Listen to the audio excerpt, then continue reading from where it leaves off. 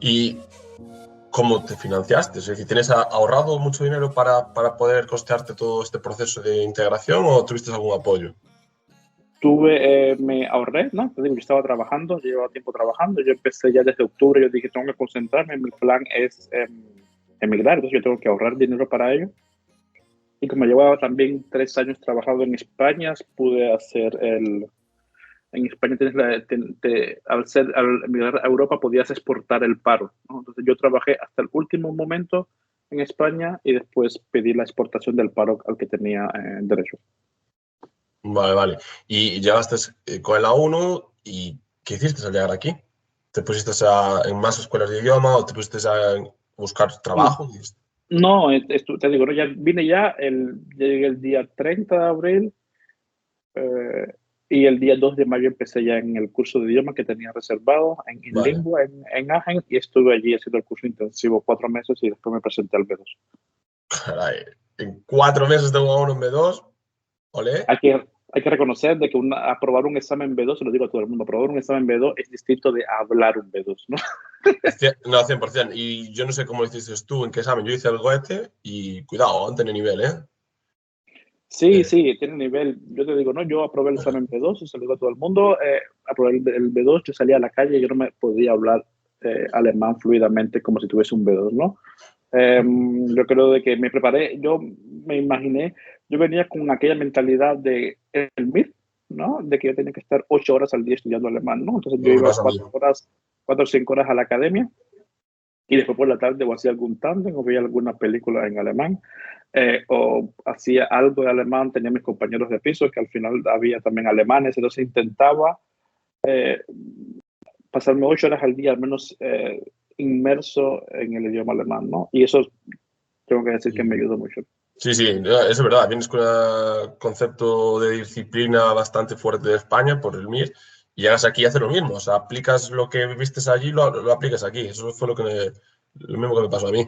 Y vale, conseguiste en 4 meses un B2, porque claro, hace 10 años me imagino que sería más o menos como ahora, ¿no? Bueno, igual no eran tan estrictos, igual no pedían el C1, ¿no? No había el Fachsprachprüfung como ahora. Yo fui uno de los últimos que no tuve que hacer el Claro. Fachsprachprüfung. 3 meses después que yo tuve mi aprobación, empezaron a hacer el Fachsprachprüfung.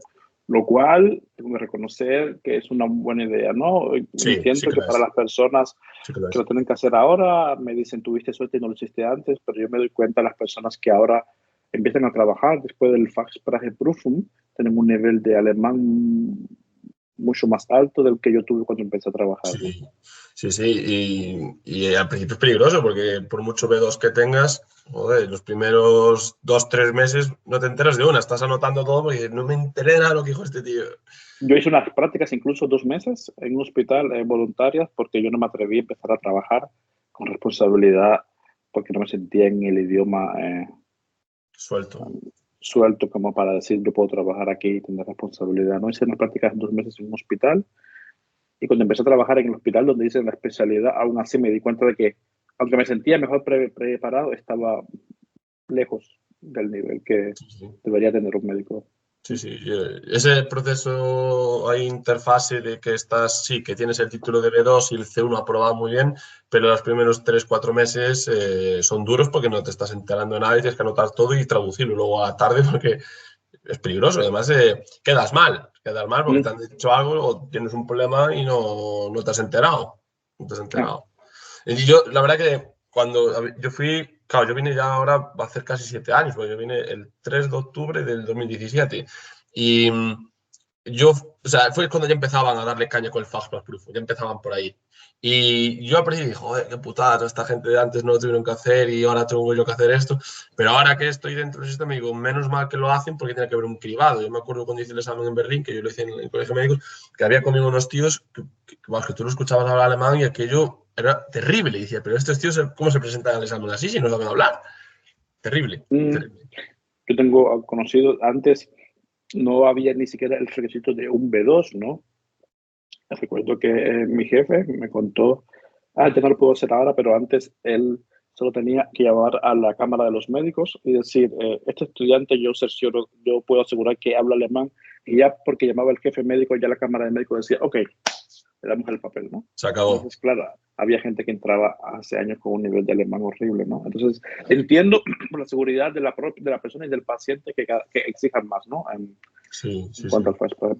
Y más ahora que ya no es como cuando llegaste tú. Ahora hay un efecto llamada fuerte, ya no solamente nosotros, el mundo hispano, sino también el mundo árabe, el mundo asiático en general, es muy fuerte aquí.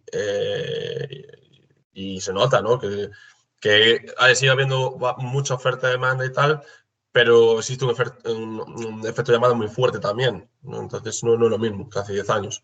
Y te iba a decir, ¿qué examen hiciste? ¿El TEC, el El GUETEC? TELC, el TELC. Al TELC, vale. Y vale, entonces tenías el B2 y ya con eso ya te pudiste presentar a un puesto de trabajo, ¿o cómo? Yo tuve ahí un problema porque sabemos como la burocracia alemán todo lo que lleva, ¿no? Entonces, a la vez que tuve el examen B2, tuve que volver de España por unos papeles que se me habían olvidado. Volví, los papeles que había pedido antes se habían vencido. Entonces, hubo un trayecto ahí de 3 meses ahí en los cuales no hice nada, pero que me Ya. durmió un poco con los papeles. Ahí decidí cambiarme de Agen a Colonia, donde estoy viviendo ahora, y yo creo que ahí fue un poco de desorganización. Empecé a hacer las prácticas. Yo llegué aquí en abril no, te digo, no, el 2 de mayo empecé la academia, el septiembre estuve el B2 y hice unas prácticas a partir de noviembre, hice unas prácticas mediados de noviembre, diciembre y enero, hice unas prácticas en un hospital aquí en Colonia, pequeñito, para mejorar sobre todo el idioma. Y en enero, y mientras eso ya pedí la aprobación. Yo mandé los papeles para la aprobación en diciembre, ¿no? Es lo que te digo, ¿no? Ahí te das cuenta, desde que hice un B2, tuve el título en septiembre, hasta que presenté los papeles fueron 3 meses, ¿no? Y después que presenté los papeles para el examen en diciembre, me lo dieron en enero, la aprobación, y ahí fue mi primera entrevista de trabajo en febrero, y ahí me dijeron que podía empezar el 1 de abril. Empecé el 1 de abril a trabajar.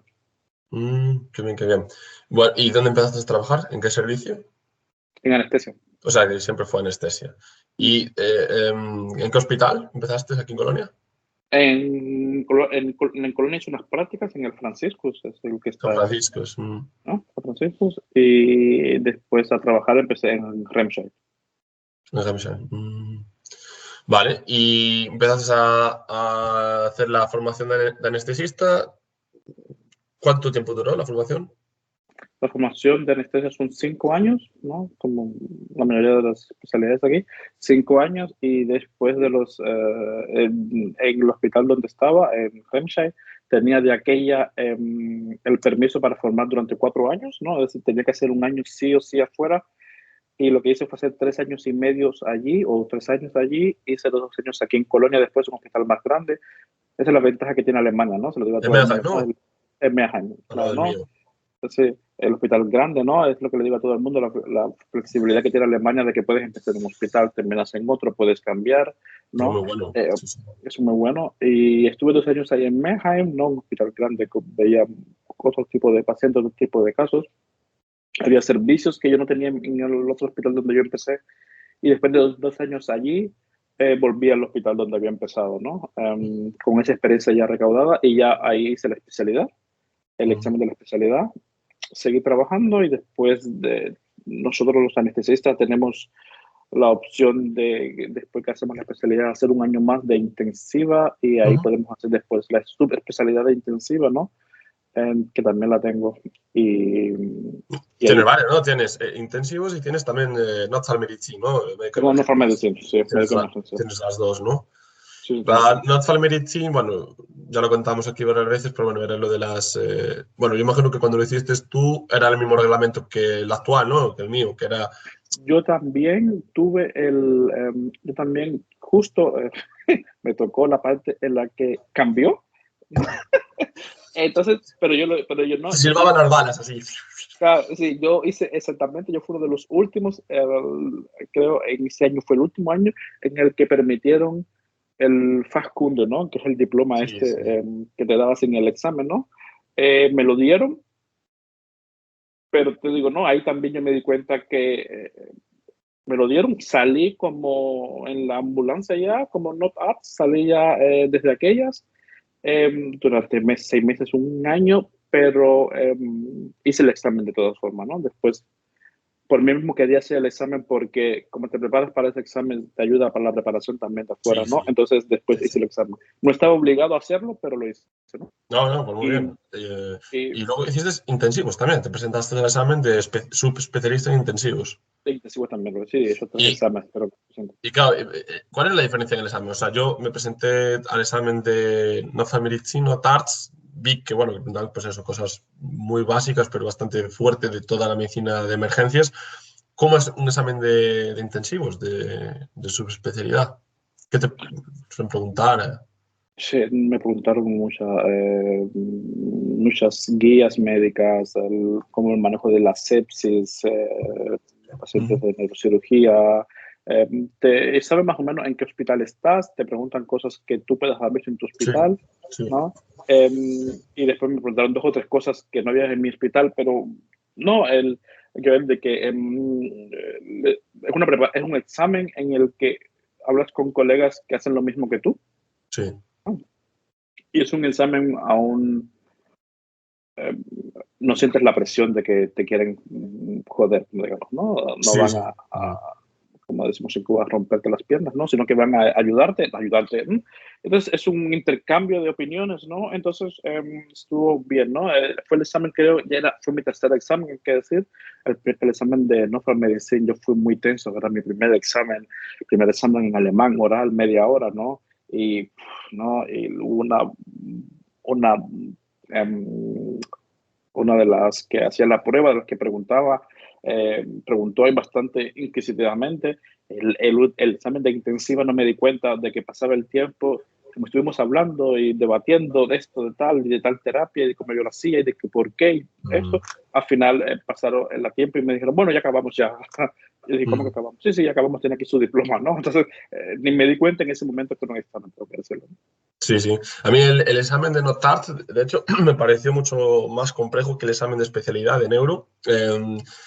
Es verdad porque me preguntan, es lo que dices tú, saben dónde estás, el entorno en el que te puedes mover, entonces intentan apretar las preguntas en ese sentido. Y a mí, por ejemplo, me preguntaron qué eran los medicamentos que yo tenía en el coche, o sea, en la ambulancia. O sea, que si yo conocía los medicamentos que tenía, y me preguntaron por varios medicamentos de anestesia, bueno, ya se me olvida el pitiridón y todas estas cosas que se me olvida el nombre de ellos. Y me dijo, ¿no? ¿Y tienes esto en tu coche?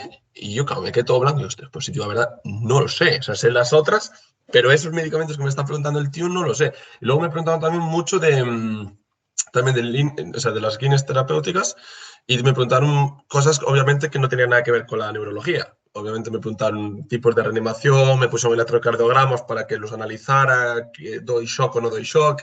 Me preguntaron quemados, bastante de quemados, grados de quemados, si llamo, a dónde llamo, que es la Estel en Hamburg y todas estas carajadas, que claro, que tienes que estar un poco fino porque no caes en la idea. Me preguntaron también bastante de niños, reanimación en niños, medicamentos para niños, con las dosis. Y es verdad que no iban a joderme, pero sí que me apretaron un poquillo, ¿no? Y cosa que en el examen de neuro no me apretaron tanto. Fue más lo que dices tú, una conversación, jiji, jaja, debatir, ¿no? Que debatir con ellos. En el examen mío de No for Medicine, me pasó exactamente lo contrario que a ti. Me preguntaron exactamente lo que no era de mi especialidad y en ese caso me preguntaron neurología, ¿no? Entonces, la pregunta fue, la segunda parte del examen, la colega me preguntó si sabía lo que era una wake up apoplex, ¿no? Y que si había escuchado alguna vez la palabra wake up apoplex. Yo le dije, pues no, la verdad es que no. Me dice, ¿cómo que no? Yo le digo, nunca he escuchado lo que es un wake up apoplex, ¿no?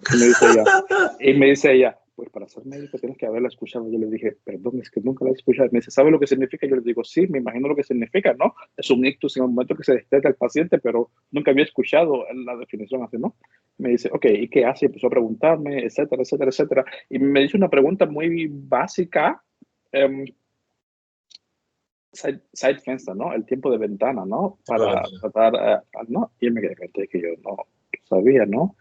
Yo he hablado con varios neurólogos, ¿no? Que me habían dicho de que pues, lo del side fencer, que les importa a veces muy poco, ¿no? Que ya lo siguen haciendo. y les dije, creo que fue 5 horas o 6 horas. Me dijeron, no, un poco menos, no, cuatro, algo así, ¿no? Y después estaba tan nervioso, no, fue mi primer examen, hay que decir, me dijeron de que le hacía al paciente con el ictus, que era lo que le examinaba. Yo, en verdad, nosotros, seguro que lo ves tú también, nos llaman muy pocas veces como médicos cuando hay un ictus, porque el paciente tiene que ir al hospital lo más rápido posible, con médico o sin médico. Incluso hay estudios que prueban que el hecho de que llamen a un médico empeora el pronóstico del paciente, porque el médico se pone a analizar qué tipo de ictusis o qué sitio, qué lado del cuerpo es el que está hemipléjico o no. Los paramédicos lo que hacen es directamente meten al paciente y se lo llevan, ¿no? Sí, sí. Entonces, es mal. Entonces, yo he tenido muy pocos casos en los que yo analizo le hago el examen físico a un ictus en la ambulancia y en ese momento me dijo, ¿le haces un electro? Le dijo, ¿qué le hago un electro? ¿Qué ves en el electro, no? Y yo estaba tan nervioso que no se me ocurrió decirle una fibrilación auricular, lo que se le debería ver a un paciente. Y, y estuve ahí nervioso hasta que el presidente del examen me miró, me tranquilizó, habló conmigo y me dijo, usted se lo sabe, no se preocupe, céntrese en la pregunta. Y en un momento ese dije, fibrilación auricular, ¿no? No, hay gente que es amable, ¿no? Pero en ese examen, esta mujer fue especial. Los demás en intensiva o en el de la especialidad en anestesia, tengo que reconocer que conmigo fueron muy bien. Sí, yo creo que el ambiente era cordial. De hecho, a veces estás tan nervioso que te bloqueas tú solo. A mí en el examen de neuro, pues me pusieron un electromiograma y neurografía y era con Julián Barré, claramente un neurólogo tiene que saber. Julián Barré, que es para nosotros el highlight. Y yo, el tío me lo enseñaba y me decía, ¿qué falta? Y yo, rompiéndome la cabeza, pues no sé qué es lo que le falta. Y me vino la luz, me vino la inspiración divina y dije, las ondas F, las ondas, el tío, las ondas F. El tío se puso hasta nervioso, se echó a reír y dice, tranquilo, señor González, son los nervios, no pasa nada. Estuve ahí yo 5 minutos bloqueado y todo el mundo mirándome.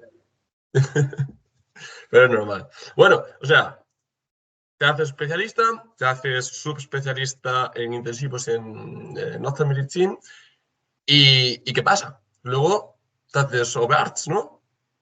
Ya, sí, ahí llegó aquello que nunca me había pensado. Yo dije que prefería quedarme como especialista normal, como Fajats, ¿no? Porque era bastante cómodo. Y no, llegó la oportunidad en un hospital pequeño que es bastante familiar, que me dijeron que había una plaza ahí. La persona que iba a dejar el cargo les había recomendado a los directores del hospital que yo podía empezar allí, que era el sustituto, y empecé allí como, sí, me presenté allí, me dijeron que estaba bien, que podía empezar. Es un hospital más pequeño en el que yo estaba, cerca, ¿no? Es casi como hospitales hermanos, y, y me presenté allí, me dieron la plaza y ahí empecé como OBAS, ¿no? Es que sí que está bien, ¿no? Es otro tipo de responsabilidad, ¿no? No hay nadie atrás a que le puedas preguntar. Sí, es el último. Ya Eh, tú. no, eso, que me estabas contando que te has hecho OBAS, que notas ahora que tienes mucha más responsabilidad. No eres, claro, ya casi no hay a nadie que llamar, salvo que llames al jefe, pero el jefe está en cosas políticas más bien, ¿no?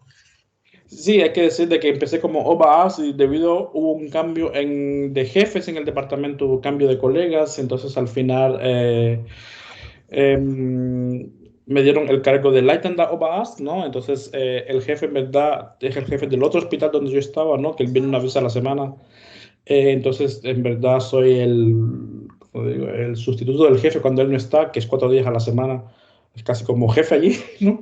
Pero digo, no, en un momento está bien porque es pequeño, se puede llevar bien, hay buena relación con los otros departamentos. Es una responsabilidad, por supuesto, porque ya no hay nadie arriba que le puedas preguntar qué puedo hacer, ¿no? Y cuando pasa algo siempre hay que llamar a Rodríguez porque es eh, la persona en la cabeza del departamento allí, pero como experiencia está bien, ¿no? En Sí. cuanto a gestión, administración, hay cosas que están más allá de lo que vemos cuando estamos solo en la práctica clínica, ¿no? Y también es interesante saber cómo funciona el sistema bien por dentro, por qué esto, por qué aquello otro. Entonces, estoy ahí en esos momentos. Ese es Sí. reto profesional. ¿Y cuánto tiempo llevas ahora que eres Light and Art? Llevo 8, 9 meses. O sea que estás ahí en proceso de crecimiento. Bueno, supongo que dentro de poco ya te ponen jefe ya, porque ya... No, tampoco no. Ya creo que está bien. Ya. Yo creo que el SPS está bien. Yo creo que más allá yo creo que es difícil, ¿no? Te digo, no estoy muy contento. Hay que pensar me pongo a pensar cuando llegué, que llegué hace 10 años sin hablar mucho alemán, a donde estoy ahora, el crecimiento es abismal, ¿no? Pero yo creo que está bien ahora, ¿no? Aprendo mucho, tengo un buen, lo que se dice ahora, work-life balance, ¿no? Pero en mi caso sí está muy bien porque tengo un 80% de jornada, trabajo bien, me da tiempo hacer Cobras cosas bien. Cobro Cobras bien. bien. Cobro bien, hay que decirlo, no me puedo quejar del salario. Y me da tiempo también para hacer cosas extras, me da tiempo para estar tiempo con la familia. Está bien. Si algo me interesa mucho de tu perfil es justamente tu capacidad de multitasking y de camuflarte, meterte y además de desarrollarte en diferentes ámbitos. Yo creo que has llegado a un punto de la cúspide y que ahora te metes en otros ámbitos bastante interesantes. Y yo sé, me comentan mis espías que estás en otros proyectos. Y quería que me comentaras un poco qué es lo que haces de manera paralela, aparte de la medicina. A ver si funciona esto otra vez. Esos espías de Barcelona, que hablan mucho. Los espías de Barcelona, amigos. Sí. Okay, bueno. Entonces, pues sí, yo cosas que me ha enseñado Alemania, ¿no? Es a diversificar, ¿no? Aquí tenemos, también en tu caso, ¿no? Tenemos como médicos, tenemos una situación financiera bastante holgada. En comparación con la media, desde luego. Claro, comparado con España, ¿no? Que nos permite no tener que trabajar obligatoriamente 60 horas a la semana, ¿no? Sino que con 40 horas puedes tener una vida muy por encima del nivel medio alemán, ¿no? Le digo a las personas que quieren emigrar aquí que tienen el salario medio en Alemania son 2.300, 2.400 euros mensuales netos. El residente de primer año gana 2.800, 2.900 sin guardias cuando empieza a llegar aquí, ¿no? Es decir, sí. Y ahora que lo han subido un 4, o lo suben ahora otra vez un 4% con algo, a los 3.000 llegan sobrados. A los 3.000 llegan sobrados. Entonces es una ventaja que tenemos ahí, entonces te da tiempo también a dedicarle otras horas, ¿no? A eso. Y hace años empecé, también por conocidos en común que tenemos, empecé a ampliar horizontes con respecto a lo del real estate, ¿no? A lo de invertir en inmuebles, ¿no? Por la seguridad que tiene eso, por el plan futuro, para el día de mañana, para la renta. Y creo que, como se dice en alemán, ich habe Blut geleckt, probé la sangre, me gustó y dije, por aquí está bien. Entonces, en primer lugar, solo, junto con mi mujer, hemos comprado como 9 apartamentos para alquilar, lo cual nos da una libertad financiera un poco más holgada, ¿no? Y después, con otro colega, empezamos también ahora a comprar juntos y el día de mañana para tener una base estable, que sabes que el día de mañana, pase lo que pase, tienes una entrada de dinero y no estás 100% pendiente del salario, ¿no? Lo cual aquí es seguro, pero de todas maneras es una segunda entrada, no es una cosa que ahora mismo nos dé dinero, ni mucho menos, pero es una inversión a largo plazo. Tenemos, ¿no? O sea que, si te entiendo bien, has montado un proyecto empresarial con tu mujer y con otro colega en el tema de los pisos, ¿no? De los apartamentos, Sí. O sea, inmuebles, ¿no? En general, el tema de los Inmuebles, sí, es inmueble en general, es lo típico, ¿no? Alquilar el apartamento, financiarlo por el banco y después alquilarlo y tratar de que ese alquiler cubra lo del banco, ¿no?